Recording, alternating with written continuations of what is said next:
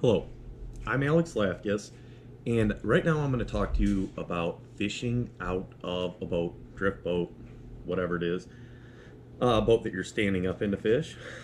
A lot of people when they start and haven't done it, this is a major issue for people. And I just want to kind of go over some things to think about and some things that will make it easier on you fishing. First thing I do when I get in the boat, obviously I strip my line out, but I'm looking around to make sure there's clear areas for me to strip the line. I'm right-handed, so if I'm casting to the right, I'm stripping into the top or the bucket in the front of the drift boat. When I'm casting to the left, I'm stripping on the floor here. So nothing on the floor. As little as possible, keep it clean, boat bags loaded back, wherever you got to put them to get them out of the way. Okay, so now we got our line out. One of the most important things is to not move your feet when you're casting. People want to get into using their body and tipping weight and stuff. Look, your line's going to find the bottom of your feet. It's just going to happen. So try to keep your feet still. You cast with your arm, not with your body, and keep your feet still. This will prevent that line from sliding underneath your feet. Another thing that'll help you is when you step up into a boat, if it's got knee locks, is to keep your legs spread so that you're tight to the sides. If you're not, that line will fall in between and catch on those knee locks. So try to keep your legs spread so that your line can't fall there. Always a clear area to strip the line. Now also realize if you strip out 80 feet of line and you're only throwing 40 to 50 all day, those back 30 to 40 feet will continually knot and knot and knot.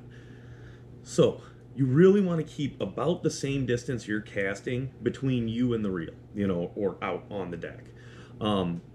It's fine to have a little extra, but when you cast every third to fifth cast, 10th cast, try to shoot all that line out again. Make sure it gets out. That allows those twists to kind of straighten out, and your line will fish fine. You'll have a lot less headache from line twist by casting all the line that you have out and letting those twists shake out. Now that'll prevent you from having to, unhook the fly later and twist it and twist it and twist it. Just continually cast all of your line out. Make sure it pings the reel and shoots all out. That'll save you a lot of headaches. So one of the things people are less experienced with that you need to do more of in the boat is a backhand cast. So if you're not very familiar with it, it's probably something to do. I don't worry about it as much. A lot of the guides I know don't like sitting in the middle of the boat with a guy casting over their head. I don't really care. Whatever. I'm down pretty low, so it usually doesn't get me. So I would work on a backhand cast. And simply what you're doing is you're trying to keep the line over the bow of the boat instead of the rower seat. So, and if you're in the back, it's vice versa. So instead of going over, your left shoulder, you're kind of out here the whole day. Band there or shoot it behind you. So practice a backhand cast. It's real simple. It's no different than your standard cast. You keep the line straight and you just tip the rod over and you'll cast it just behind you. It's a very easy cast, exact same movement with the rod. You're just letting go in a different spot. Where people have an issue with this cast is they try to sweep the rod out and around their body like that. That's not what the rod's supposed to do. Straight line. It's just like you're casting to one side, boom, and bang. Then you go over, easy as can be. Now that goes into another aspect that people struggle with, and that's switching sides in the boat. Typically people get tangled up or they strip their fly all the way in and move their line over and start casting. Anytime you pick up your line and move it to a smaller area, you're going to get more knots. You want that line out. So what do if I'm casting to the right and I got a pile of line here? I work it in, guys. Oh, we got to go to the other side now. So I've been fishing left. Now I'm going to go to the right. Boom. Couple false casts and shoot it out that way, backhand it over. Then turn my body and start stripping the line into the spot I'm going to strip it, casting to that direction. That prevents all the lag time between getting your line right, switching around, and making your cast. Now it's just, one presentation, boom, to the next, and you're fishing again. It's about efficiency, guys. Twisting of your line, taking time to switch sides, all that stuff kills your efficiency. It just slows you down. It's about covering more distance, more frequently. Keeping the fly in the water, hitting more spots throughout the day. So work on the backhand and become more able to switch sides quicker using the backhand. So there's a few things different if you're fishing out of the back of the boat.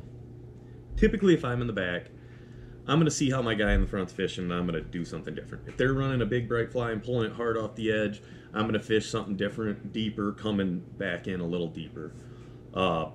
Mixing my angle up. If someone's hitting the bank and coming off, I'm going to cast back up at a 45 and fish it back down on the deeper edge, the next edge out, and try to fish more of the middle. I assume they'll move whatever wants to peel off the bank a lot of the times. So I'll just fish a little differently. A lot of times I'll go just cast to the other side of the river. You know, sometimes there's structure there that, you know, sometimes it's a big open flat, whatever. A lot of times fish just kind of slide in and out, cover some more water.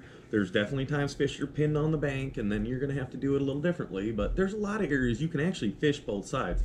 And in the back, if you do that, you'll learn more spots, and you'll find some more fish by doing it.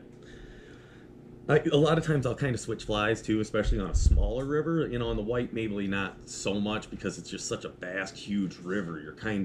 You're showing your fly to different fish. On a river like the Asable, if somebody's throwing a bait fish in the front, I might throw a sculpin out the back, or, you know, really change pattern. Somebody's throwing a big hover fly or a swimmy fly, then throw a jig if the water's cold.